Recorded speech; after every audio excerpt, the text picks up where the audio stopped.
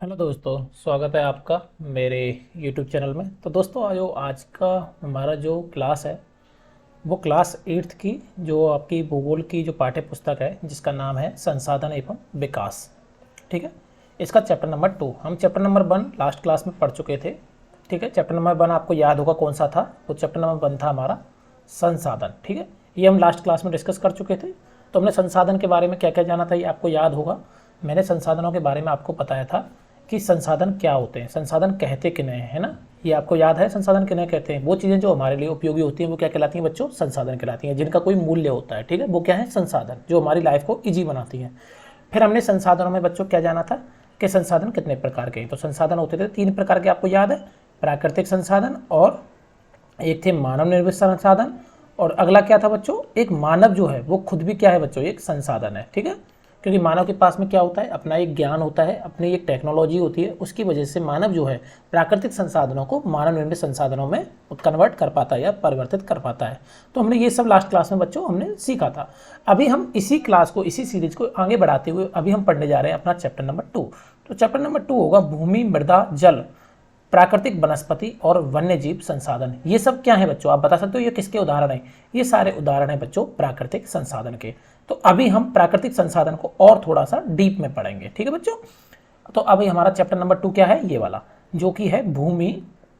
कौन सा पेन, ये वाला यूज कर लेते हैं आज, ये वाला। ठीक है, चैप्टर नंबर 2 है अपना भूमि, मृदा, जल, प्राकृतिक वनस्पति और वन्य जीव संसाधन। तो अपना रहेगा चैप्टर नंबर 2। ये सारी की सारी चीजें, जैसे भूमि, आप भूमि से तो आप परिचित हैं, मृदा मिट्टी, जल, प्राकृतिक वनस्पति और वन्यजीव संसाधन, ये सब किसकी कैटेगरी में आते हैं, ये सारे के सारे बच्चों आते हैं प्राकृतिक संसाधन के बारे में। तो यानी कि आज की जो हमारी क्लास है उसमें हम मेनली हम किसके बारे में पढ़ेंगे, प्राकृतिक संसाधनों के बारे में थोड़ा सा डीप में पढ़ेंगे। तो अपना वीडियो स्टार्ट करते हैं बच्चों। और अगर आप मेरे चैनल पर नए हैं तो वीडियो को, आप चैनल को लाइक एंड सब्सक्राइब कर सकते हैं, जिससे आपको आने वाले वीडियोज का नोटिफिकेशन मिलता रहेगा। तो देखिए बच्चों, तंजानिया, ये थोड़ा सा पेन दूसरा ले लेते हैं, ये वाला रहता है। ठीक है, देखिए तंजानिया अफ्रीका के एक छोटे से गांव में मांबा पानी लाने के लिए प्रातः शीघ्र उठती है। देखो आप जानते हैं अफ्रीका में एक, जैसे कि अफ्रीका में क्या है, सहारा रेगिस्तान कहाँ पे है, अफ्रीका में, जो कि बहुत बड़ा रेगिस्तान है। ठीक है, और थार का मरुस्थल कहाँ पे बच्चों, हमारे भारत में राजस्थान में पड़ता है। तो ये बात कर रहे हैं तंजानिया की, तंजानिया कंट्री की बात कर रहे हैं जो कि अफ्रीका में है। उसके एक छोटे से गाँव में मांबा, मांबा किसी लड़की का नाम है, पानी लाने के लिए प्रातः शीघ्र उठती है। उसे बहुत दूर जाना पड़ता है, जैसे हम रेगिस्तान में आप देखते हैं ना, पश्चिमी रेगिस्तान में पानी के लिए बहुत दूर जाना पड़ता है, ऐसे ही उनको पानी के लिए बहुत दूर जाना पड़ता है। और वह कुछ घंटों के बाद लौटती है। उसके उपरांत वह घर के कार्यों में अपनी माँ का हाथ बटाती है। ठीक है बच्चों, यानी कि पहले वो पानी लेके आती है और फिर अपने माँ का हाथ बटाती है घर के कार्यों में। तो ये सब क्यों करना पड़ रहा है, क्योंकि उस वहाँ पे क्या है, पानी अवेलेबल नहीं है, रेगिस्तान वाला एरिया है। और अपने भाइयों की बकरियों की देखभाल में क्या करती है बच्चों, मदद करती है। उसके पूरे परिवार के पास उनकी छोटी झोंपड़ी के चारों ओर चट्टानी भूमि का एक भाग है। अब ये आप याद रखना, भूमि कैसी है वहाँ पे, चट्टानी। मांबा के पिता कठिन परिश्रम के बाद मात्र कुछ मक्का और सेब की फसल ही उगा पाते हैं। यानी कौन कौन सी फसलें हो रही हैं वहाँ पे बच्चों, मक्का और सेब। फिर भी यह उनके परिवार के साल भर के खाने के लिए पर्याप्त नहीं है। मतलब खाने का जो उगा रहे हैं वो मक्का और सेब, वो फिर भी एक तरह से साल भर के लिए बच्चों क्या है, पर्याप्त नहीं है। ठीक है, अब देखिए बच्चों, ये बात हुई आपकी तंजानिया की, अफ्रीका की। ठीक है, अब हम दूसरे प्रदेश की बात करते हैं, एक दूसरी जगह की बात करते हैं जो कि है न्यूजीलैंड। तो वहां पे एक लड़का है पीटर। पीटर न्यूजीलैंड के भेड़ पालन प्रदेश के मध्यवर्ती भाग में रहता है। ठीक है, यानी कि भेड़ पालन प्रदेश है न्यूजीलैंड में, वहां पे रहता है पीटर। और उसका परिवार ऊन प्रक्रमण करने का कारखाना चलाता है। यहाँ पे क्या चल रहा है बच्चों, कारखाना। ठीक है, यानी कि ये इंडस्ट्रियल इलाका है। ठीक है, कारखाना चला रहा है। प्रतिदिन जब पीटर स्कूल से लौटता है, जब वो स्कूल से आता है तो वह अपने चाचा को अपनी भेड़ों की देखभाल करते हुए देखता है। उसका भेड़ों का बाड़ा कुछ दूरी पर पहाड़ियों से लगे हुए एक विस्तृत घास के मैदान पर है। यानी यहाँ पे क्या है, घास भी है, यानी घास का क्या है बच्चों, यहाँ पे मैदान है। लेकिन वहां पे क्या था, चट्टानें थी। यहाँ नवीनतम प्रौद्योगिकी का उपयोग करते हुए एक वैज्ञानिक विधि से इसका प्रबंधन किया जाता है। यानी यहाँ पे क्या है, टेक्नोलॉजी भी यूज की जा रही है, यानी प्रौद्योगिकी भी बच्चों यहाँ पे क्या की जा रही है, यूज की जा रही है। ठीक है, और पीटर का परिवार जैविक कृषि द्वारा सब्जियां भी उगाता है। यानी कौन सी कृषि कर रहे हैं? जैविक। और क्या उगाते हैं? सब्जियां भी उगाते हैं। तो अब बच्चों देखो, हमने दो क्षेत्रों की बात की। एक हमने तंजानिया में, अफ्रीका में तंजानिया की बात की, जहाँ पे चट्टानी भूमि है, जहाँ पे पानी के लिए बहुत दूर जाना पड़ रहा है, जहाँ पे बकरियों का पालन किया जा रहा है, जहाँ पे मक्का और सेम की फसल उगाई जा रही है, जो कि बहुत ही कम फसल हो रही है, जो कि साल भर के खाने के लिए भी पर्याप्त नहीं है। तो एक क्षेत्र तो ऐसा रहा। अब दूसरे क्षेत्र की हमने बात की न्यूजीलैंड की। न्यूजीलैंड में एक ऐसा क्षेत्र है जहाँ पे घास का मैदान है, जहाँ पे भेड़ों का पालन किया जा रहा है, भेड़ों से जो ऊन मिल रही है उसको कारखानों में यूज किया जा रहा है, और जो बच्चा है वो स्कूल जा रहा है। जबकि उसमें जो मामा थी वो स्कूल नहीं जा पा रही है, लेकिन इसमें बच्चा स्कूल भी जा रहा है, स्कूल से लौट के देख रहा है अपने चाचा को भेड़ों की देखभाल करते हुए, और यहाँ पे अच्छी अच्छी जो टेक्नोलॉजी है उसका यूज किया जा रहा है, और जैविक कृषि द्वारा सब्जियां भी उगाई जा रही है। तो अब आप दोनों कंडीशंस में देखिए कौन सा क्षेत्र जो है वो ज़्यादा संपन्न है। तो आप ऑब्वियसली बात कहेंगे न्यूजीलैंड वाला क्षेत्र ज़्यादा अच्छा है तंजानिया के अलावा कंपेरिजन में। तो ऐसा है क्यों? ऐसा इसलिए है क्योंकि वहाँ पे प्राकृतिक जो भूमि है वो अलग है, वहाँ पे संसाधन अलग है, तो इसी का तो फर्क है वहाँ पे। ठीक है, वहाँ पे जलवायु अलग है। यही सब तो हम देखने जा रहे हैं इस चैप्टर में।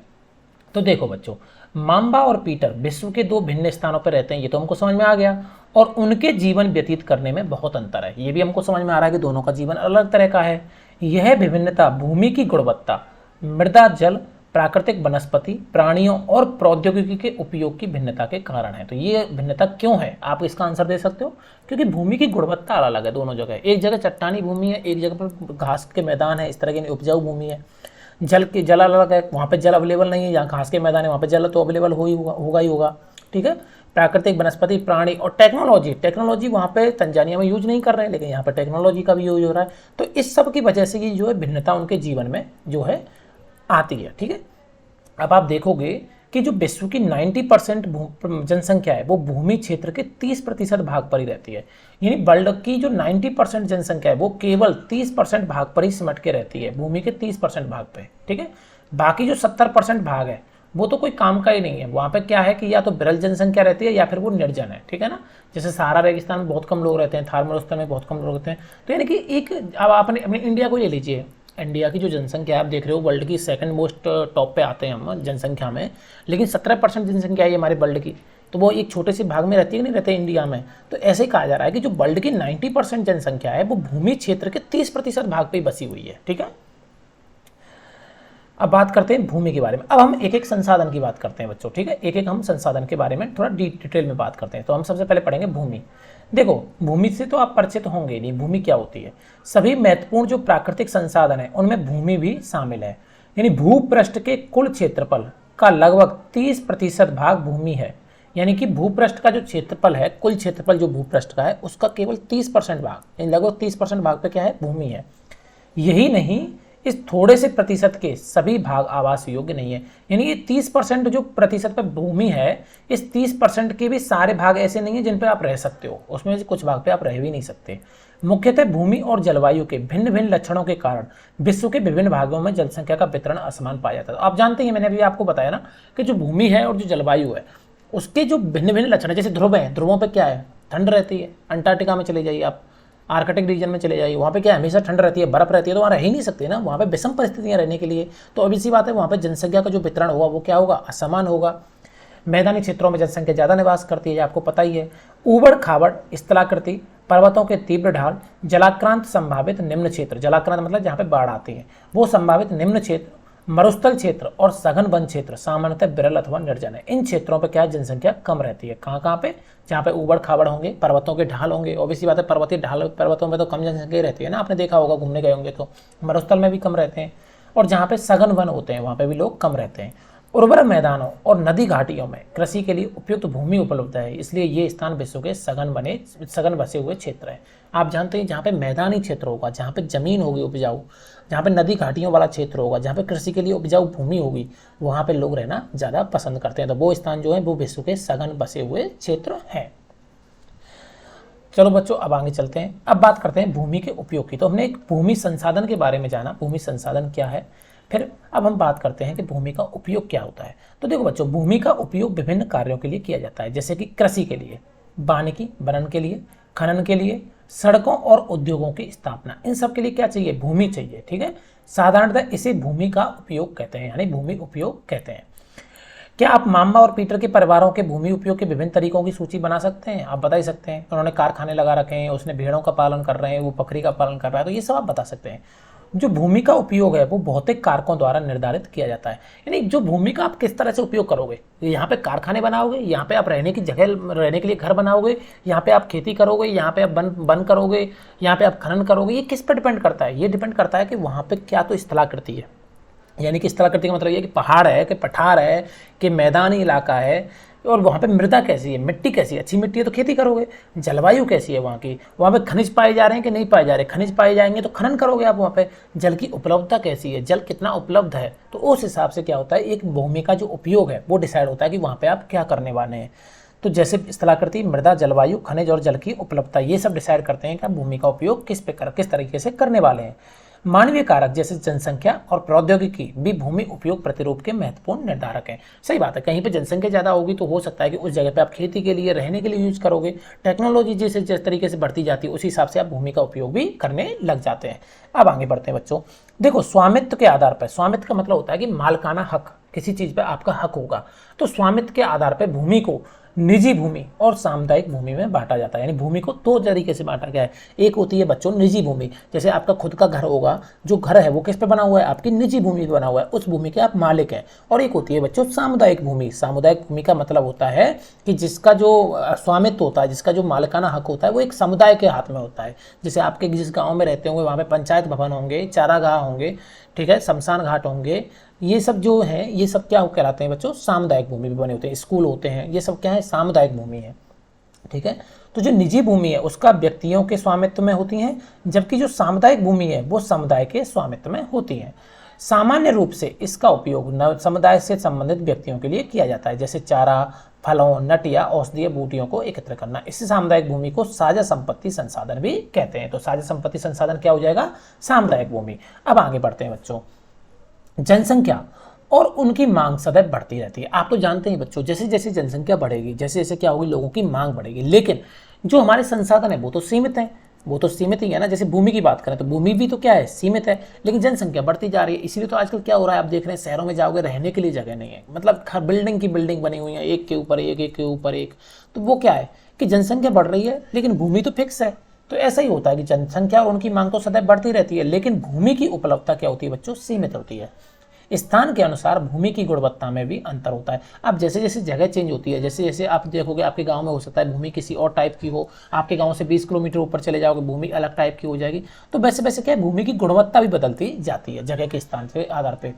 लोगों ने सामुदायिक भूमि पर व्यापारिक क्षेत्र बनाने, नगरीय क्षेत्रों में घर बनाने और ग्रामीण क्षेत्रों में कृषि योग्य भूमि का विस्तार करने के लिए अनाधिकृत हस्तक्षेप करना शुरू कर दिया है। मतलब लोगों ने क्या किया है कि भूमि पर कब्जा करने लग गए। लोग शहरों में घर बना रहे हैं, आप देख रहे हैं शहरों में जो बस्तियां बनती हैं, कच्ची बस्तियां बनाते हैं, लोग क्या करते हैं, अधिग्रहण करना शुरू कर देते हैं। ठीक, तो इस तरह से क्या कर रहे हैं कि जो अनाधिकृत क्या हो रहा है, हस्तक्षेप हो रहा है, मतलब जिसके लिए कोई अधिकार नहीं दिया जा रहा, लेकिन फिर भी लोग क्या कर रहे हैं, उस पर अपना अधिकार कर ले रहे हैं। आज भूमि उपयोग प्रतिरूप के व्यापक परिवर्तन हमारे समाज में सांस्कृतिक परिवर्तनों को क्या करते हैं बच्चों, दर्शाते हैं। ठीक है, वर्तमान में कृषि और निर्माण संबंधी गतिविधियों के प्रसार के कारण निम्नीकरण, भूस्खलन, मृदा अपरदन, मरुस्थलीकरण पर्यावरण के लिए प्रमुख खतरा है। तो आप देख सकते हो कि जैसे कृषि और निर्माण संबंधी जो गतिविधियां बढ़ रही हैं, प्रसार मतलब बढ़ रही हैं, उसके कारण क्या हो रहा है, भूमि का निम्नीकरण हो रहा है, मतलब भूमि की उर्वरता कम होती जा रही है। भूस्खलन हो रहा है, लैंडस्लाइड हो रहा है, मृदा अपरदन हो रहा है, मिट्टी कट कट के बह रही है, मरुस्थलीकरण हो रहा है क्योंकि पेड़ कट रहे हैं, मरुस्थलीकरण हो रहा है। ये सब क्या है, पर्यावरण के लिए बच्चों खतरा आजकल बनते जा रहे हैं। ठीक है, जैसे आप देखोगे पहले देखो कैसे था, पहले ऐसे गाँव में रहते थे लोग, यहाँ झोंपड़ियाँ थी, यहाँ खेत हलों से खेती हो रही थी, बैलों से, यहाँ पे ऐसे झोंपड़ियाँ थी। फिर देखो धीरे धीरे लाइट आने लग गई, यहाँ पे और घर बनने लग गए, खेती योग्य भूमि कम होने लग गई, यहाँ पे ऐसे घर बन गए। फिर उसके बाद आप देख रहे हो यहाँ पे और घर बनते चले गए, यहाँ पे थोड़े से घर बचे हैं, ज़मीन भी कम बची है, और लास्ट में देखो ये पूरा क्या हो गया, शहरीकरण हो गया। इसको क्या कहेंगे बच्चों, शहरीकरण। तो लास्ट में यहाँ पे क्या हो गया, शहरीकरण, यानी ग्रामीण जो आपका एक तरीके से रहन सहन था वो किस में कन्वर्ट हो गया, शहर में। ठीक है, शहरीकरण हो गया, इसी को तो कहते हैं शहरीकरण। तो यही दिखाया गया कि भूमि उपयोग में समय के साथ साथ कैसे परिवर्तन हुआ है। अब बात कर लेते हैं भूमि संसाधन का संरक्षण। तो ये हमारा कर्तव्य बनता है कि भूमि संसाधन का हम क्या करें बच्चों, संरक्षण करें। तो जैसे जैसे बढ़ती जनसंख्या हो रही है और इसकी बढ़ती मांग है, उसके कारण वन भूमि और कृषि योग्य भूमि का बड़े पैमाने पर क्या हो रहा है, विनाश हो रहा है, क्योंकि वनों को काटा जा रहा है, भूमि पे घर बनाए जा रहे हैं, और कृषि योग्य भूमि पे भी क्या फैक्ट्री लगा दे रहे हैं, घर बना रहे हैं, तो इससे क्या हो रहा है, इस सब का विनाश हो रहा है। इससे जो भूमि है वो प्राकृतिक संसाधन के समाप्त होने का क्या हो गया, डर पैदा हो गया है। इसलिए विनाश की वर्तमान दर को अवश्य ही रोकना चाहिए। हमें वन रोपण, भूमि उद्धार, रासायनिक कीटनाशकों और उर्वरकों के विनियमित प्रयोग, मतलब आप उपयोग करिए रासायनिक कीटनाशक, उर्वरक, आप खाद बीज ये सब यूज करिए, लेकिन एक लिमिट में यूज करिए, जिससे क्या हो कि भूमि की जो उर्वरता है वो कम ना हो। और अतिचारण, अतिचारण का मतलब होता है कि बहुत ज़्यादा क्या है, किसी स्थान पे जैसे घास, जैसे घास के मैदान है, वहाँ पे अतिचारण का मतलब है कि वहाँ पे बहुत सारे पशु आके चरने लग जाते हैं, तो उससे क्या होता है कि वहाँ पे भी भूमि का क्या होता है, एक तरह से एक तो चारागाह नष्ट होते हैं, दूसरा क्या होता है कि उनके जो पैर होते हैं, खुर होते हैं, उससे भूमि का क्या होता है, मृदा अपरदन भी होता है। इस सब पे हमें क्या करना चाहिए बच्चों, रोक लगानी चाहिए। इससे क्या होगा, हमारा भूमि संसाधन का संरक्षण होगा। अब ये हमने क्या पढ़ा, भूमि के बारे में पढ़ा, ठीक है। ये भूमि भी क्या है, हमारा क्या था बच्चों, प्राकृतिक संसाधन। अब दूसरा प्राकृतिक संसाधन हम जो पढ़ने जा रहे हैं, क्योंकि अपने चैप्टर का नाम क्या था, भूमि, मृदा, जल, प्राकृतिक वनस्पति और वन्यजीव संसाधन। तो भूमि हो गया अब खत्म हमारा, ये भूमि पढ़ लिया। अब पढ़ेंगे मृदा के बारे में। तो देखो बच्चों, मृदा के बारे में देखते हैं। देखो मृदा जो है, मृदा आप जानते हैं मृदा क्या होती है बच्चों, आपको पता है मृदा क्या होती है। मृदा होती है पृथ्वी के जो पृष्ठ पर, पृथ्वी की जो परत है ऊपर की, उसके पृष्ठ पर जो दानेदार कण है उनके आवरण की पतली परत मृदा कहलाती है। तो भूमि और मृदा में आप अंतर समझिए। भूमि मतलब जमीन हो गई, उसके ऊपर जो महीन जो दानेदार कण है वो क्या कहलाती है, मिट्टी कहलाती है। उसी को तो बोलते हैं मिट्टी, वही क्या है, मृदा है। यह भूमि से जुड़ी हुई है, सही बात है, भूमि से निकटता से जुड़ी हुई है। स्थल रूप मृदा के प्रकार को निर्धारित करते हैं। मृदा का निर्माण चट्टानों से प्राप्त खनिज और जैव पदार्थ, सही बात है। मृदा कैसे बनती है, आपको मैंने बताया था ना, क्लास 6 में शायद बताया था। मृदा क्या होती है, जो बड़ी बड़ी चट्टानें होती हैं वो छोटे छोटे टुकड़ों में टूट टूट के, उड़ के, या तो पानी से या फिर क्या होगा, हवा के रूप में एक दूसरी जगह पे जाके यहाँ पे इकट्ठी होती जाती हैं छोटे छोटे टुकड़ों में। तो ये जो मृदा जो होती है वो चट्टानों के अपक्षय से हमें क्या होती है, मृदा मिलती है। तो यही लिखा है कि मृदा का निर्माण चट्टानों से प्राप्त खनिज और जैव पदार्थ तथा भूमि पर पाए जाने वाले खनिजों से होता है। यह अपक्षय की प्रक्रिया के माध्यम से बनती है। तो किसके माध्यम से बनती है बच्चों, अपक्षय की प्रक्रिया के माध्यम से, ठीक है। खनिजों और जैव पदार्थों का सही मिश्रण मृदा को उपजाऊ बनाता है, सही बात है। जो खनिज है और जो जैव पदार्थ हैं उनका एक मिश्रण होना चाहिए सही टाइप का, वही मृदा को क्या बनाता है बच्चों, उपजाऊ बनाता है, ठीक है। केवल 1 सेंटीमीटर मृदा को बनने में सैकड़ों वर्ष लग जाते हैं। आप जानते हैं 1 सेंटीमीटर इतनी ऊंची परत बनने में मृदा को क्या लग जाते हैं, सैकड़ों साल लग जाते हैं, ठीक है। देखो मृदा परिच्छेलिका, ये हुमस है पूरे, आप यहाँ देख रहे हो हुमस और वनस्पति के साथ ऊपरी मृदा, यहाँ पे बालू, गाद, किले के साथ उप मृदा, ये मृदा है।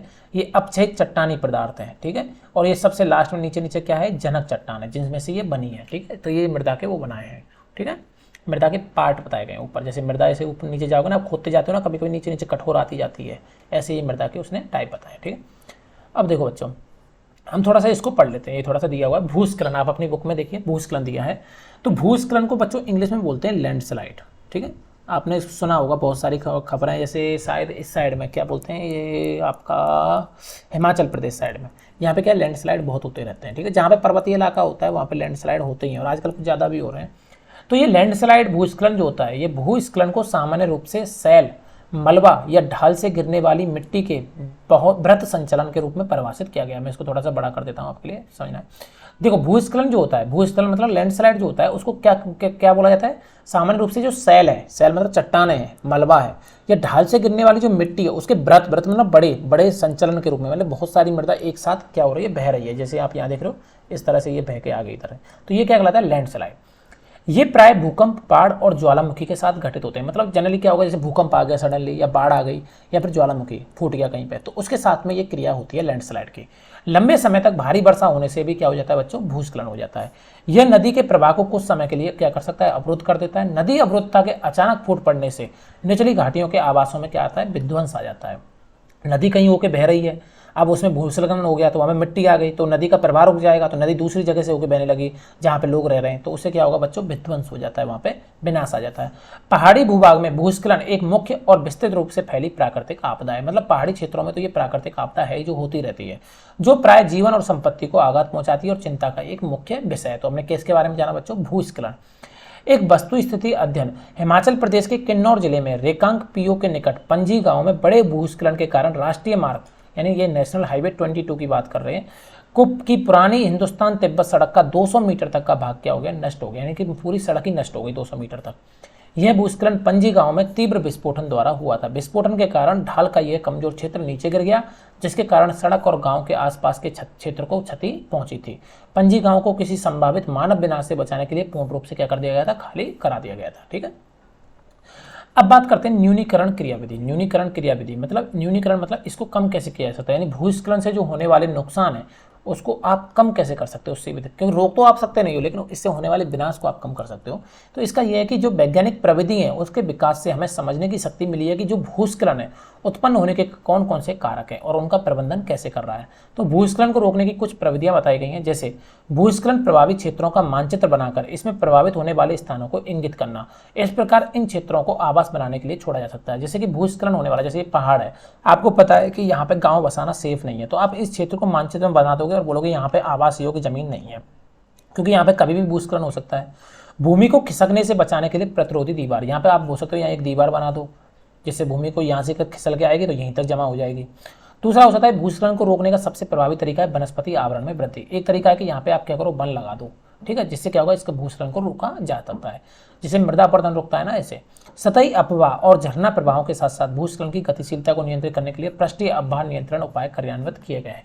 यानी कि जो आपका जहाँ पे पानी बह रहा है वहाँ पे भी क्या करो कि उस पृष्ठीय जो अपवाह होता है, यानी कि जो पानी का फ्लो होता है, उसको भी यहाँ पे क्या करो, आप स्लो कर दो। ठीक है, किसी तरह से बांध बना गया ऐसे, जिससे आप किसको रोक सकते हो, भूस्खलन को रोक सकते हो। तो ये हुए हमारे बच्चों इसके बारे में, किसके बारे में, मृदा के बारे में। अब बात करते हैं मृदा निर्माण के कारक, कि मृदा का निर्माण किससे होता है। देखो बच्चों, मृदा निर्माण के जो मुख्य कारक हैं वो जनक सेल का स्वरूप और जलवायविक कारक हैं। यानी कि मृदा निर्माण के जो मुख्य कारक हैं वो जो जनक सेल है, मतलब जिस सेल के टूटने से जो मृदा बनती है, वो स्वरूप और जलवायविक कारण है, मतलब जलवायु की वजह से होती है। मृदा निर्माण के अन्य कारक जो होते हैं वो स्थलाकृति, जैव पदार्थों की भूमिका, जो जैव पदार्थ होते हैं वहाँ पे, और मृदा निर्माण के संगठन में लगा समय। तो मृदा निर्माण में जैसे मैंने बताया ना, 1 सेंटीमीटर मृदा बनने में बहुत समय लग जाता है। तो इस वजह से जो अलग अलग क्षेत्र की जो मृदा होती है वो अलग होती है। ठीक है, जैसे मैदानी क्षेत्रों में मृदा आपने देखी होगी, क्योंकि वहाँ पे नदियाँ बहा के लाती हैं मिट्टी को, तो मृदा क्या होती है, वहाँ पे उपजाऊ हो जाती है। तो जिस सेल से वो मृदा आ रही है उस पर वो डिपेंड करती है। अलग अलग स्थानों में क्या होती है, ये मृदा अलग अलग होती है। भारत में जलोढ़, काली, लाल, लेटेराइट, मरुस्तरीय और पर्वतीय प्रकार की मृदाएं हो सकती हैं। तो कितने प्रकार की मृदाएं बच्चों आप देख सकते हो यहाँ पे। जलोढ़ मृदा होती है जो उपजाऊ होती है, काली मिट्टी, लाल मिट्टी, लेटेराइट मिट्टी, मरुस्थलीय, पर्वतीय प्रकार की मिट्टियाँ होती है। ठीक है, मृदा का निम्नीकरण और संरक्षण के उपाय। अब बात करते हैं कि जो मृदा का निम्नीकरण हो रहा है, जैसे मृदा की जो उर्वरता है वो क्यों कम हो रही है, कैसे हो रही है, और उसको हम कैसे बचा सकते हैं। तो मृदा अपरदन और क्षीणता मृदा संसाधन के 2 प्रमुख खतरे हैं। मृदा का अपरदन होता रहता है और मृदा की जो क्षीणता है, मृदा की जो उपजाऊपन है वो कम होता जा रहा है। वो मृदा संसाधन के 2 मुख्य खतरे हैं। मानवीय और प्राकृतिक दोनों ही कारकों से मृदा का अपरदन हो रहा है या निम्नीकरण हो रहा है। मृदा के निम्नीकरण में सहायक कारक वनोन्मूलन, अतिचारण, रासायनिक उर्वरक और कीटनाशकों का अत्यधिक उपयोग है। ठीक है बच्चों, यानी कि ये बात कर रहा है कि जो मृदा का आपका जो निम्नीकरण हो रहा है उसमें कौन कौन से कारक इंपॉर्टेंट है। एक तो वनोन्मूलन, आप क्या कर रहे हैं, वनों को कटवा रहे हो। ठीक है, वन कट रहे हैं। ठीक है, वनों का उन्मूलन हो रहा है। अतिचारण मैंने आपको बताया था क्या है। और रासायनिक उर्वरक, जो रासायनिक उर्वरकों का आप उपयोग कर रहे हो उससे भी क्या हो रहा है, मृदा की उर्वरता कम होती जा रही है। और कीटनाशकों का अत्यधिक उपयोग किया जा रहा है, जो दवाइयाँ हैं उनका भी बहुत ज़्यादा मृदा में आप उपयोग करते हो। वर्षा दोहन, भूस्खलन और बाढ़, ये भी इसकी वजह से भी क्या हो रही है बच्चों, मृदा अपरदन होता है। अब मृदा को संरक्षण करने की विधियाँ क्या है। मल्च बनाना। मल्च बनाने का मतलब ये होता है कि देखो पौधों के बीच अनावृत भूमि जैव पदार्थ जैसे प्रवाल से ढक दी जाती है। इससे मृदा की आर्द्रता रोकी रहती है। इससे क्या होता है कि जैसे ये पौधे हैं, ठीक है, मान लो आपने कहीं खेती हो रही है, यहाँ पे पौधे लगा रखे हैं, ठीक है, इनके बीच की जो ये भूमि है इसको क्या करते हैं, अब जैव पदार्थों से इसको जैसे प्रवाल होते हैं उनसे क्या होते हैं, इसको ढक दिया जाता है, जिससे ये मृदा की आर्द्रता है वो क्या होगी, रुकी रहेगी। ये होता है एक मल्चिंग। और दूसरी टाइप में अगर मल्चिंग आजकल देखोगे तो आजकल क्या होता है कि जैसे कहीं कहीं पे जैसे टमाटर की खेती हो रही है या किसी चीज़ की खेती हो रही है, वो भी वहाँ पे मल्चिंग करते हैं। मल्चिंग करने के लिए वो क्या करेंगे, जैसे ये बेड बनाया, ठीक है, मृदा का ये बेड बनाएंगे, मिट्टी को थोड़ा सा ऊंची करके, जैसे आलू की फसल होती है ना, ऐसे बेड सा बना के, और इस पर क्या करते हैं, एक प्लास्टिक की पॉलीथीन पूरी डाल देंगे, ठीक है, ऐसी भी मल्चिंग होती है। फिर उसमें छेद कर करके यहाँ पे क्या करेंगे, पेड़ लगा देंगे, ठीक है। इससे भी क्या होगा, एक तो बारिश जब आएगी तब भी मृदा का अपरदन नहीं होगा। दूसरा क्या होगा, जो मृदा की नमी है वो इस पॉलीथीन की वजह से क्या होगी, बाष्पीकृत नहीं होगी, वो भी बची रहेगी। तीसरा क्या होगा, जब हवा चलेगी तेज तब भी मृदा का अपरदन नहीं होगा। तो इस तरह से भी क्या होता है बच्चों, मृदा का संरक्षण किया जाता है, ठीक है। तो ये होता है मल्चिंग करना, ठीक, इससे मृदा की आर्द्रता रुकी रहती है। एक है वेदिका फार्म, यहाँ पे ये आप देख रहे हो इस तरह के जो फार्म है सीढ़ी नुमा बना के, चौड़े समतल सोपान तथा अथवा वेदिका तीव्र ढालों पर बनाए जाते हैं। सोपान का मतलब होता है सीढ़ी, ठीक है। तो चौड़ी इस टाइप की सीढ़ियां बना दी जाती हैं ढालों पे, ताकि सपाट सतह फसल उगाने के लिए उपलब्ध हो जाए। इससे पृष्ठीय प्रवाह और मृदा अपरदन क्या होता है बच्चों, कम हो जाता है, ठीक है। इनको बोलते हैं वेदिका फार्म। अगला है समुच्च रेखीय जुताई। समुच्च रेखीय जुताई ये होती है कि जैसे मान लो कि आपका पहाड़ है, पहाड़ी इलाका या फिर ढलान वाली ज़मीन है इस टाइप की, ठीक है। तो इसमें जो अगर आप इस तरह से जुताई करोगे तो आपकी मिट्टी सीधी ऐसे आएगी, तो आप जुताई कैसे करोगे, ऐसे करोगे, मतलब आड़ी जुताई करोगे। तो इससे क्या होगा कि जो मृदा है उसका अपरदन आसानी से नहीं होगा। तो एक पहाड़ी ढाल पर समुच्च रेखाओं के समानांतर जुताई ढाल से नीचे बहते हुए जल के लिए एक प्राकृतिक अवरोध का क्या करती है, निर्माण करती है। तो इसको बोलते हैं समुच्च रेखीय जुताई। एक होती है ऐसी रक्षक मेखलाएं बनाना। रक्षक मेखलाएं क्या होती हैं, जैसे ये मान लो कि आपका खेत है, उस खेत के चारों तरफ क्या करो, इस तरह के आप पेड़ लगा दो पास पास पास पास पास पास मेड़ पे। इससे क्या होगा कि आपका मृदा अपरदन भी कम हो जाएगा, क्योंकि जो हवा चलेगी वो इनको मृदा को यहाँ से उड़ के नहीं जाने देगी, ठीक है। और ये जो मेड़ है ये भी क्या करेगी, जब पानी बहेगा उसको भी जाने नहीं देगी, तो उसके साथ में आपकी मृदा का अपरदन क्या होगा, रुक जाएगा। तटीय प्रदेश और शुष्क प्रदेशों में पवन गति रोकने के लिए वृक्ष कतारों में लगाए जाते हैं, ताकि मृदा अपरदन को बचाया जा सके। तो ये हमने क्या देखे, मृदा संरक्षण के हमने तरीके देखे। समुच्च रेखीय रोधिकाएं। समुच्च रेखाओं पर रोधिकाएं बनाने के लिए पत्थर, घास या मृदा का उपयोग किया जाता है। रोधिकाओं के सामने जल एकत्रित करने के लिए खाइयां बना दी जाती हैं। समझ में आ गया आपको। तो जैसे समुच्च रेखी जो जुताई करते हैं, उसके बाद क्या करोगे आप, मेड़ बना दो, मेड़ पे क्या कर दो, पत्थर या उसकी मेड़ बनाओ और यहाँ पे खाई खोद दो, ठीक है, अगल बगल में, ठीक है, यहाँ पे पानी भरा रहेगा, ठीक है। तो ये क्या होता है, समुच्च रेखीय रोधिकाएं कहलाती हैं, ठीक है। तो इससे भी क्या कर सकते हो आप, मृदा का संरक्षण कर सकते हो। तो मृदा के संरक्षण की विधि क्या होगी, मल्चिंग कर लीजिए, वेदिका फार्म बना लीजिए, समुच्च रेखीय जुताई करिए, या रक्षक मेखलाएं बनाइए, या समुच्च रेखीय रोधिकाएं बनाइए, ठीक है। अगला है चट्टान बांध। यह जल के प्रवाह को कम करने के लिए बनाए जाते हैं। यह नालियों की रक्षा करते हैं और मृदा क्षति को रोकते हैं, यानी बांध बना लीजिए आप। एक है बीज की फसल उगाना। वर्षा दोहन से मृदा को सुरक्षित रखने के लिए अलग अलग समय पर भिन्न भिन्न फसलें एकांतर कतारों में उगाई जाती है। यानी आप क्या करो कि जो मिट्टी है आपकी बह बह के नहीं जाए, इसलिए आप क्या करो समय के हिसाब से बार बार अपने खेतों में फसलें उगाते रहो, ठीक है। उससे क्या होगा कि आपकी जो मृदा है वो पेड़ों की जड़ होगी, वो मृदा को बांध के रहेंगे, तो इससे मृदा का अपरदन रुक जाएगा। वर्ष 1975 में मानव उपयोग के लिए जल की खपत 3850 घन किलोमीटर प्रति वर्ष थी, जो वर्ष 2000 में बढ़कर 6000 घन किलोमीटर प्रति वर्ष से भी अधिक हो गई है। एक टपकता नल एक वर्ष में 1200 लीटर जल व्यर्थ करता है। आपने ऐसे देखा होगा ना, कहीं पे ऐसे नल है, इसमें से एक बूंद बूंद बूंद टपक रहा है एक एक करके, ठीक है। तो अगर इस नल को एक साल के लिए चलता हुआ छोड़ दिया जाए, मतलब चलता हुआ नहीं, टपकती हुई बूंद को छोड़ दिया जाए, तो एक साल में कितना जल व्यर्थ करता है बच्चों, 1200 लीटर। और आप बताइए एक औसत मनुष्य एक दिन में कितना लीटर पानी यूज करता है। एक मनुष्य औसत काम के लिए अपने एक दिन में कितना पानी यूज करता होगा, आपको क्या लगता है, 10, 20, 50, 100, 150, सोचिए जरा। इसका सही आंसर है, वैसे तो उनकी जो रिपोर्ट है उसके हिसाब से करीबन 135 लीटर जल है, ठीक है। बाकी डिपेंड करता है जगह के हिसाब से, तो इतना औसत यूज करता है, ठीक है। अब आप देखो ये एक जो टपकता हुआ नल है वो एक साल में 1200 लीटर पानी वेस्ट कर रहा है। तो आपको कहीं भी टपकता हुआ नल दिखे, चलता हुआ नल दिखे, वेस्ट पानी हो रहा है, उसको क्या कर दो आप, नल को बंद कर दो यार, ठेठी लगा दो, ठीक है। इससे भी क्या होगा, जल का संरक्षण होगा। अब हम बात करने जा रहे हैं अगले उसके बारे में, क्या है अपना अगला जो हमारा क्या था, अगला वाला ये प्राकृतिक संसाधन, वो क्या था, भूमि हो गया, मृदा हो गया, अब अगला है जल। तो हम पढ़ेंगे जल के बारे में, ठीक है बच्चों। जल स्टार्ट करते हैं। तो देखिए ब्लैक ले लेते हैं आपकी बार, चलो ठीक है। देखो जल एक महत्वपूर्ण नवीकरणीय प्राकृतिक संसाधन है। आप जानते हैं जल क्या है, नवीकरणीय। मैंने आपको बताया था, नहीं बताया था पिछली क्लास में, प्राकृतिक संसाधनों में नवीकरणीय और अनवीकरणीय, याद है आपको। नवीकरणीय क्या होते हैं, जो कि फिर से बन जाते हैं, या फिर अपने आप को एक तरह से दोबारा से मतलब नवीनीकरण हो जाता है उनका। जैसे कि आपका सौर ऊर्जा, पवन ऊर्जा, जल, मृदा, ये सब क्या है, नवीकरणीय है। अनवीकरणीय क्या है, जो एक समय के बाद में आप यूज करते रहोगे, खत्म हो जाएंगे और दोबारा अपने आप नहीं बनते। जैसे कोयला, पेट्रोलियम, प्राकृतिक गैस, ये सब क्या है, अनवीकरणीय संसाधन है। तो जल जो है वो नवीकरणीय प्राकृतिक संसाधन है। और भूपृष्ठ का 3/4 भाग किससे ढका हुआ है, जल से। ये तो आपको पता ही है ना, हमारी अर्थ का 3/4 भाग किससे ढका हुआ है, जल से ढका हुआ है। इसलिए इसे जल ग्रह कहना उपयुक्त है। लगभग 3.5 अरब वर्ष पहले जीवन आदि महासागरों में ही प्रारंभ हुआ था। आप सबसे पहले जानते हैं ना, मछली, सबसे पहले मछली बनी थी, ये सब बना था। तो जो जीवन है, अगर कोई पूछता है कि जीवन सबसे पहले कहाँ आया था, तो जल में आया था। सबसे पहले महासागरों से ही जीवन की शुरुआत हुई थी।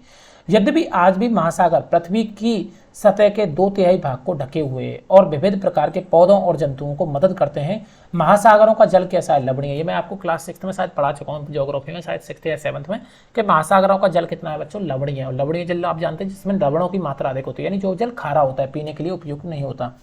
मानवीय उपभोग के लिए ये क्या उपयुक्त नहीं है। अलवण जल जो है वो केवल 2.7% है। जो अलवण जल की बात करें तो 2.7% है, ठीक है।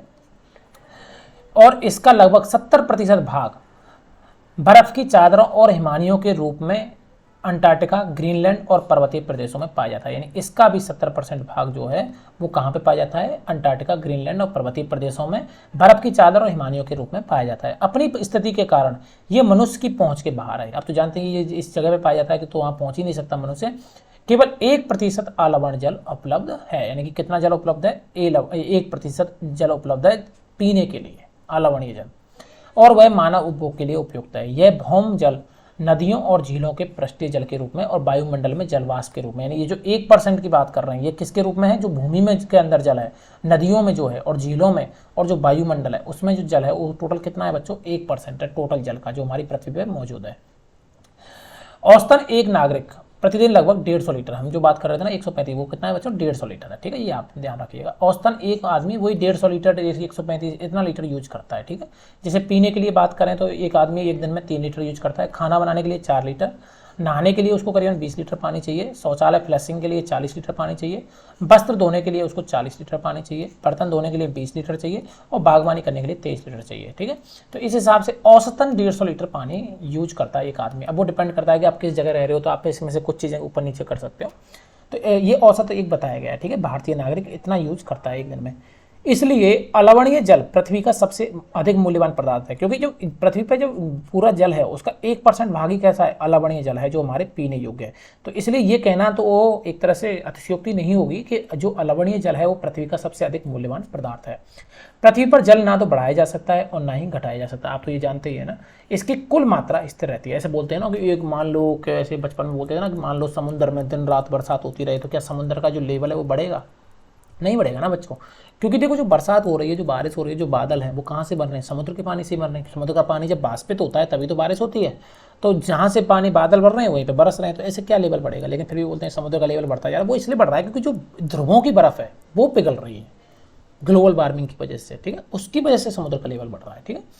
तो इसकी प्रचुरता में विविधता प्रतीत होती है, क्योंकि यह बाष्पीकरण, वर्षण और वहा की प्रक्रियाओं द्वारा महासागर, वायु, भूमि और पुनः महासागरों में चक्रण द्वारा निरंतर गतिशील है। मतलब ये तो आप जानते हैं ना, क्रिया मैंने जो बताई, बाष्पीकरण होगा, फिर ऐसे पानी बदलेगा, फिर महासागरों में आ जाएगा, फिर बाष्पीकृत होगा, तो ये चक्रण एक चलता रहता है। जैसा कि आप जानते हैं इसे क्या कहते हैं? जल चक्र कहते हैं। ये मैं आपको बता चुका हूँ पिछली क्लासेज में।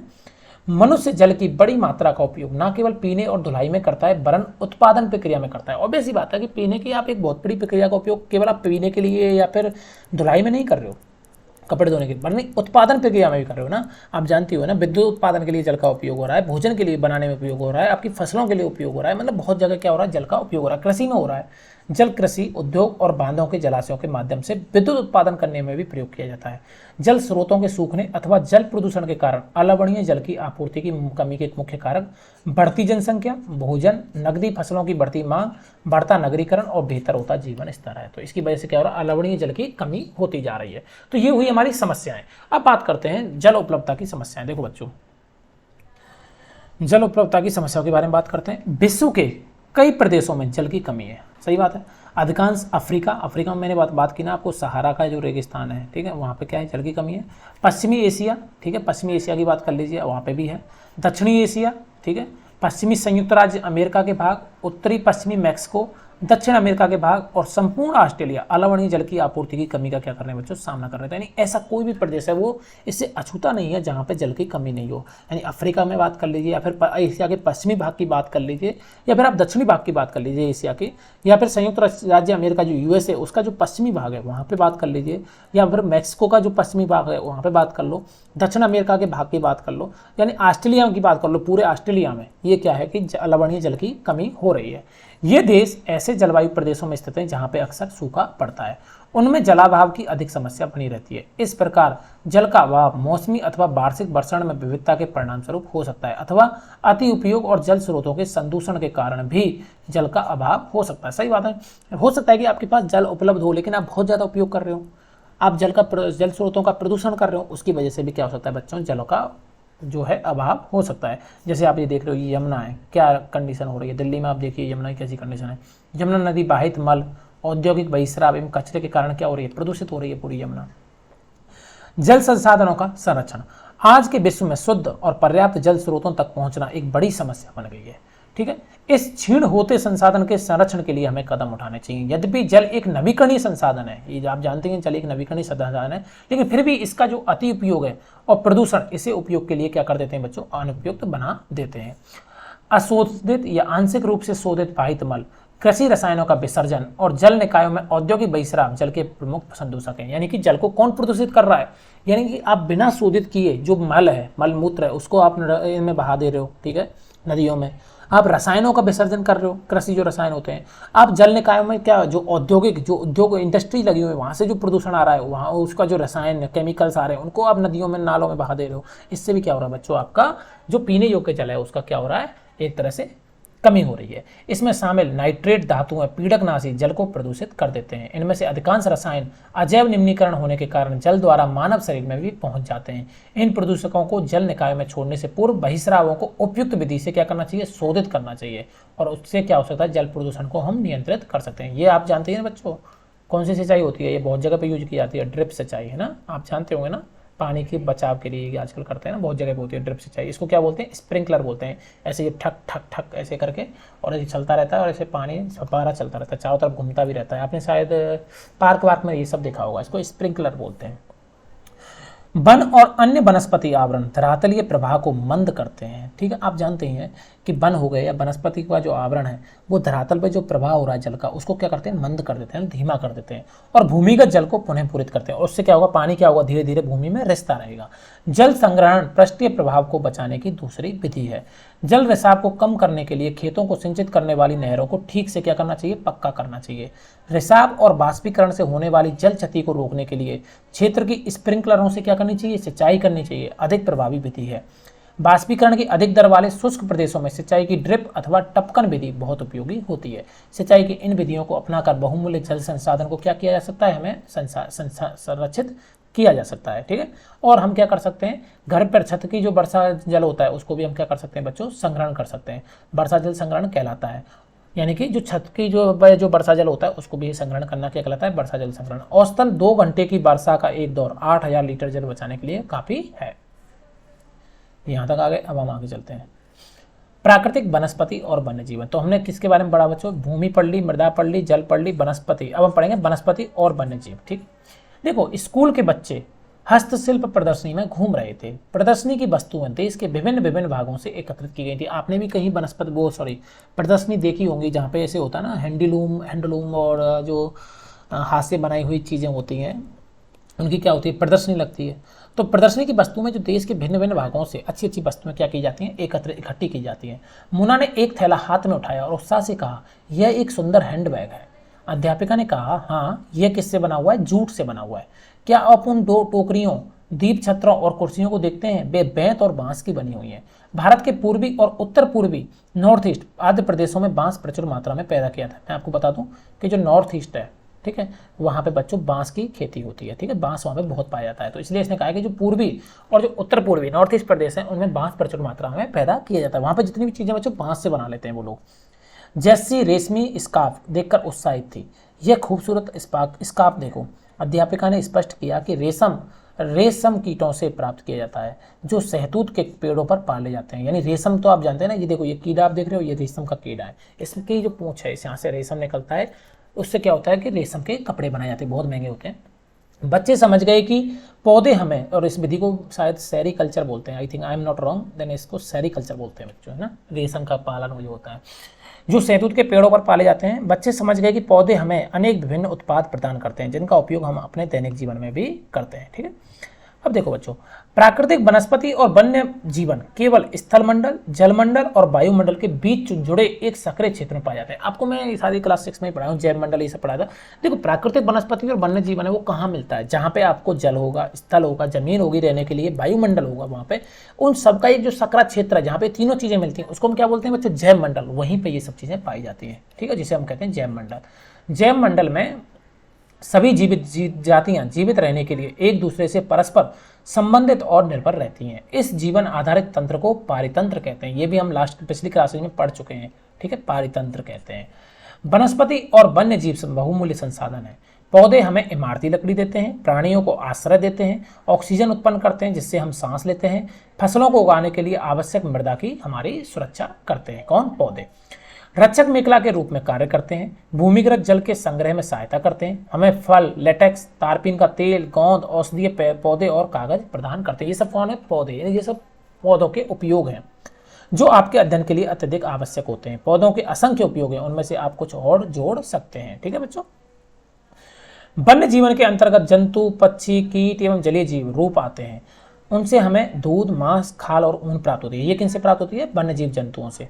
कीट जैसे मधुमक्खी हमें शहद देती है, फूलों के परागण में मदद करती है और पारितंत्र में अपघटक के रूप में एक महत्वपूर्ण भूमिका निभाती है। कौन? मधुमक्खी। चिड़िया अपने भोजन के लिए कीटों पर निर्भर है और अपघटकों के रूप में कार्य करती है। गिद्ध मृत जीव जंतुओं को खाने के कारण एक अपमार्जक है और पर्यावरण का एक महत्वपूर्ण शोधक समझा जाता है। कौन? गिद्ध। ये क्या करते हैं? जैसे कोई जंतु मर गया, जानवर मर गया, उसको खा जाते हैं, इसलिए ये क्या कर रहे हैं? पर्यावरण का एक शोधक है, शोधक का काम कर रहे हैं, यानी कि पर्यावरण को शुद्ध कर रहे हैं। इसलिए प्राणी चाहे बड़े हों या छोटे, सभी पारतंत्र के संतुलन को बनाए रखने के लिए क्या है? अनिवार्य है। एक भी कड़ी खत्म नहीं होनी चाहिए इनमें से, है ना। भारतीय उपमहाद्वीप में जिन पशुओं का उपचार डिक्लोफिनेक, एस्प्रिन अथवा इबुप्रोपेन जैसे कीटनाशी से किया जाता है, उनके अपमार्जन उपरांत गिद्ध किडनी खराब होने से मर रहे थे। पशुओं पर इन औषधियों के उपयोग पर प्रतिबंध लगाने के लिए प्रयास किए जा रहे थे तथा आरक्षित स्थान पर गिद्ध के प्रजनन के लिए प्रयास किए जा रहे हैं। ये क्या बताया गया कि जैसे ये कुछ दवाइयां हैं, डिक्लोफिनेक, एस्प्रिन या इबुप्रोपेन, ये क्या था कि जैसे पशुओं को जो दर्द वर्द होता था ना, कहीं दर्द हो रहा है, उसके लिए ये दवाइयाँ दी जाती थी। अब मान लो कि पशु मर गया, उसके शरीर में ये दवाइयाँ हैं। अब जो पशु मर गया तो उसकी हड्डियों को या उसके मांस को कौन खाएंगे? गिद्ध खाएंगे। तो जब गिद्ध इनको मांस को खाते थे ना, तो गिद्ध भी क्या होते थे? गिद्धों की किडनियाँ खराब हो रही थी इसको खाने से, और उससे क्या होगा? गिद्धों की जनसंख्या में बहुत तीव्रता से कमी होती गई। तो इसलिए इन दवाइयों पे क्या कर दिया गया? प्रतिबंध लगा दिया गया और गिद्धों को बहुत आरक्षित स्थानों पर रख के उनके प्रजनन को बढ़ाने की कोशिश की जा रही है। क्योंकि देखो गिद्ध जो है बहुत इंपॉर्टेंट है, मरे हुए जानवरों को ये खाते हैं, ठीक है, और हमारे जीवन को एक तरह से बैलेंस बना के रखते हैं, ठीक है। प्राकृतिक वनस्पति का वितरण। वनस्पति की वृद्धि मुख्य रूप से तापमान और आर्द्रता पर निर्भर करती है। सही बात है। देखो टेम्परेचर बहुत इंपॉर्टेंट है। आप देखते हैं ना कि बोलते हैं ना कि इस साल ठंडी अच्छी पड़ रही है, गेहूं की फसल अच्छी होगी, क्योंकि टेम्परेचर इंपॉर्टेंट होता है। कभी कभी क्या होगा? ठंडा ज़्यादा पड़ गया तो पाला मार जाता है। तो टेम्परेचर एक बहुत इंपॉर्टेंट फैक्टर है, ना हमें ज़्यादा चाहिए ना कम चाहिए, ठीक है। और आर्द्रता जो नमी होती है, ये भी बहुत एक इंपॉर्टेंट फैक्टर होता है वनस्पति के लिए, आपकी खेती के लिए। विश्व की जो वनस्पति है उसके मुख्य प्रकार को 4 भागों में बांटा गया है, जैसे वन, घास स्थल, गुल्म और टुंड्रा। ये मैंने शायद आपको क्लास 7th में या कहीं ना कहीं पढ़ाया है। वन, घास स्थल क्या होते हैं? गुल्म और टुंड्रा, ठीक है। टुंड्रा जो ठंडे प्रदेशों की वनस्पति होती है। भारी वर्षा वाले क्षेत्रों में विशाल वृक्ष उग सकते हैं और इस प्रकार वन प्रचुर जल आपूर्ति वाले क्षेत्रों में ही पाए जाते हैं। जैसे जैसे आर्द्रता कम होती है वैसे वैसे वृक्षों का आकार और उनकी सघनता कम होती जाती है। सामान्य वर्षा वाले क्षेत्रों में छोटे आकार वाले वृक्ष और घास होती है, जिससे विश्व के घास स्थलों का निर्माण होता है। यानी वन कहाँ होते हैं? जहाँ पे बहुत ज़्यादा बारिश होती है, सघन वन पाए जाते हैं, ठीक है। और जहाँ पे बरसात जैसे जैसे कम होगी, आर्द्रता कम होती जाएगी, फिर वहाँ पे घास भी छोटी छोटी हो जाएगी, तो वहाँ पे क्या? घास स्थलों का निर्माण होता है, वहाँ पे घास स्थल पाए जाते हैं। कम वर्षा वाले शुष्क प्रदेशों में कटीली झाड़ियाँ और गुल्म उगते हैं। गुल्म क्या होते हैं? जिनको कटीली झाड़ियाँ बोलते हैं। इस प्रकार के क्षेत्रों में पौधों की जड़ें गहरी होती हैं। बाष्पोत्सर्जन से होने वाली आर्द्रता की हानि को घटाने के लिए इन पेड़ों की पत्तियां कांटेदार और मोमा सतह वाली हो जाती हैं। ये आपने देखे ना, जो जैसे शुष्क प्रदेश है वहाँ पे कटीली झाड़ियाँ पाई जाती है, कांटेदार पत्तियां कांटेदार हो जाती हैं। क्यों हो जाती हैं? कांटे इसलिए हो जाते हैं क्योंकि कांटों की मतलब एक सीधी नोक सी हो गई ना, एक तरह से आप देख रहे हो, पत्तियों के रूप में छोटी पत्तियां हो जाती हैं। क्योंकि उससे क्या होगा? जो बाष्पोत्सर्जन के रूप में, बाष्पोत्सर्जन जो होता है, बाष्पोत्सर्जन, उससे क्या होगा बच्चों? जो बाष्प मतलब जो नमी है पौधों के अंदर, जो नमी है वो एक तरह से उड़ेगी नहीं, कम नहीं होगी। उसको कम करने के लिए क्या होता है? वो अपना पृष्ठीय क्षेत्रफल कम कर लेते हैं, ठीक है। शीत ध्रुवीय प्रदेशों की टुंड्रा वनस्पति में मांस और लाइकन सम्मिलित है, ठीक है। ये क्या? शीत प्रदेश की वनस्पति है। पिछली 2 शताब्दियों में विश्व में जितने लोग थे इस समय उनसे कहीं अधिक लोग हैं। बढ़ती जनसंख्या के पोषण के लिए, फसलों को उगाने के लिए वनों के विशाल क्षेत्रों से वृक्ष काट दिए गए हैं। विश्व भर में वनों का आवरण तेजी से समाप्त हो रहा है। इस बहुमूल्य संसाधन के संरक्षण की हमें तुरंत आवश्यकता है, यानी वनों को बचाने की हमें जरूरत है। ये देख रहे हो आप, सुनामी के पश्चात ग्रेट निकोबार के वर्षा प्रचुर वन में क्षति। ये सुनामी से कितनी क्षति हुई है? वन पूरा खत्म हो गया। अब बात करते हैं प्राकृतिक वनस्पति और वन्य जीव का इसका संरक्षण के बारे में बात करते हैं, इनका संरक्षण कैसे किया जाए। देखो बच्चों, वन हमारी संपदा है, पौधों जंतुओं को आश्रय प्रदान करते हैं, सही बात है। वन जो है संपदा है, ये पौधे को और जंतुओं को क्या करते हैं, आश्रय, यानी कि एक तरह से आश्रय तो आप जानते हैं ना, रहने की जगह प्रदान करते हैं, और साथ ही पारतंत्र को भी क्या करते हैं, अनुरक्षित रखते हैं। जलवायु में परिवर्तन और मानवीय हस्तक्षेप के कारण पौधे और जंतुओं के प्राकृतिक आवास क्या होते जा रहे हैं, नष्ट होते जा रहे हैं। जैसे जैसे जलवायु में परिवर्तन होता जाता है और मानव का जैसे जैसे हस्तक्षेप हो रहा है, उसकी वजह से क्या हो रहा है कि जो प्राकृतिक आवास है वो नष्ट होते जा रहे हैं। बहुत सी जातियां असुरक्षित अथवा संकटापन्न है, सही बात है।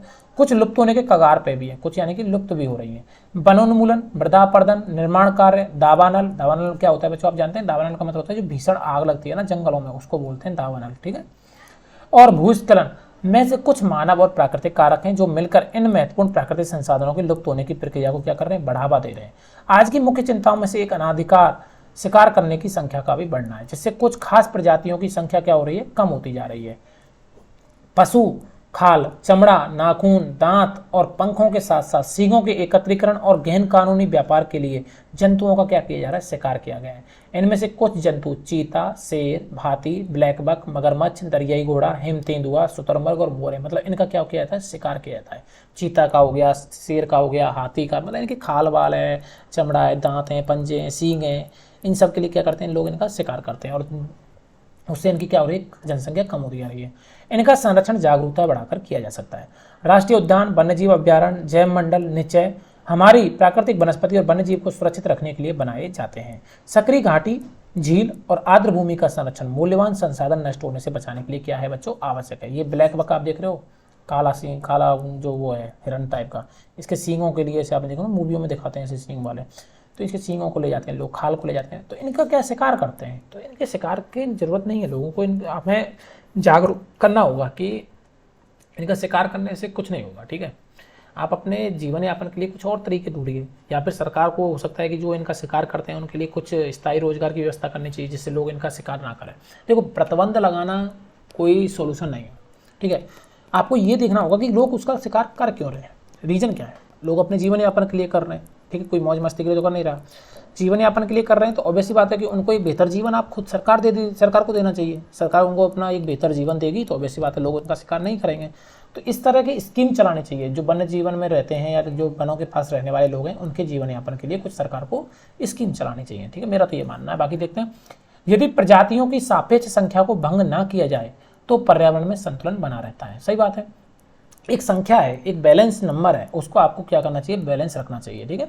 विश्व के अनेक भागों में मनुष्य ने अपने क्रियाकलापों से अनेक प्रजातियों के प्राकृतिक आवासों में उथल पुथल कर दी। ऑब्वियस सी बात है कि जंगलों में देखो, बोलते हैं ना, कहीं कहीं ऐसी खबर आती है कि उस गाँव में तेंदुआ आ गया, वो आ गया। भाई गाँव में तेंदुआ नहीं घुसा है, आप तेंदुआ के घर में घुस गए हो, ठीक है। आप जंगल के पास में जंगल काट काट के वहाँ पे घर बना रहे हो और फिर कह रहे हो कि वहाँ पे तेंदुआ आ गया, वहाँ पे शेर आ गया। शेर का तो वो इलाका है, रहने की जगह है, आप क्यों उनके क्षेत्रों में एक तरह से अतिक्रमण कर रहे हो, ठीक है। तो मनुष्य ने क्या किया है कि अतिक्रमण किया है इनके रहने के आवासों में, ठीक है। उसकी वजह से क्या हो गया, पूरे इनके उथल पुथल हो गई है इनके आवासों में। अनेक पक्षी और जीव जंतुओं के अंधाधुंध शिकार के कारण या तो वे विलुप्त हो गए या विलुप्त होने के कगार पे आ गए। प्रादेशिक और सामुदायिक स्तर पर जागरूकता कार्यक्रम जैसे सामाजिक वानिकी, वन महोत्सव को प्रोत्साहित करना चाहिए। स्कूल के बच्चों को पक्षी देखने, प्राकृतिक कैंपों में जाने के लिए प्रोत्साहित करना चाहिए, ताकि वे विविध जातियों के निवास का क्या कर सकें, अवलोकन कर सकें। राष्ट्रीय उद्यान वर्तमान और भविष्य की पीढ़ी के लिए एक या एक से अधिक पारितंत्रों की पारिस्थितिक एकता की रक्षा के लिए नामित किया गया प्राकृतिक क्षेत्र।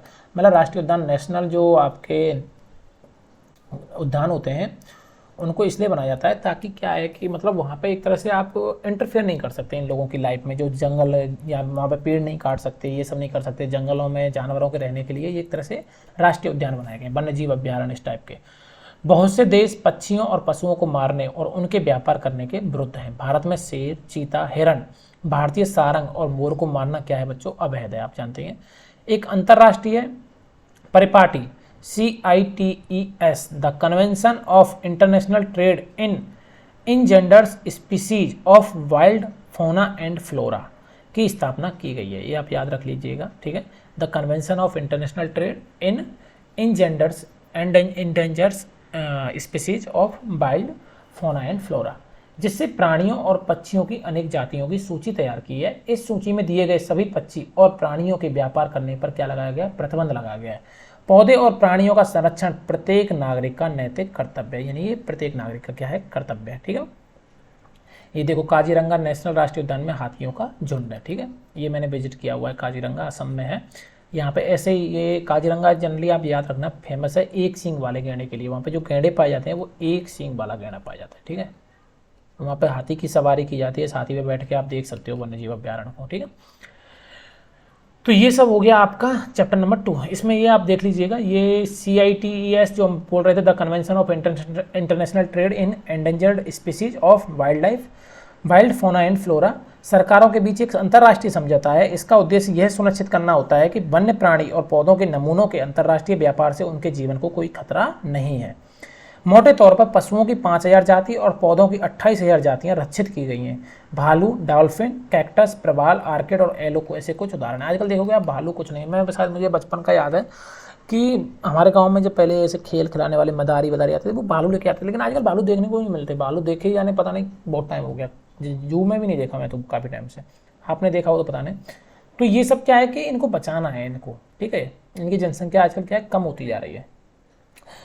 ये क्वेश्चंस हैं, आप इन क्वेश्चंस को करिएगा। ठीक है, इन क्वेश्चंस में कोई आपको कोई डाउट आए तो मेरे को बताइएगा। तो यहाँ पे आपका चैप्टर हो जाता है खत्म। ठीक है, ये हो गया चैप्टर नंबर 2। अब अगला जो चैप्टर रहेगा अपना वो रहेगा चैप्टर नंबर 3, जो कि है खनिज और शक्ति संसाधन, जिसके बारे में बात करेंगे। यानी ये भी एक प्राकृतिक संसाधन है, खनिज वनिज। ठीक है, मिनरल्स, तो इसके बारे में अगले चैप्टर में जानेंगे। खनिजों के बारे में एक थोड़ा इंपॉर्टेंट चैप्टर हो सकता है, क्योंकि खनिज वनिज से क्वेश्चन आते रहते हैं कि कौन सा खनिज कहाँ पाया जाता है। तो अगले चैप्टर में पढ़ते हैं ये सब के बारे में। तो मिलते हैं अगली क्लास में। तब तक के लिए थैंक यू। जय हिंद, जय भारत।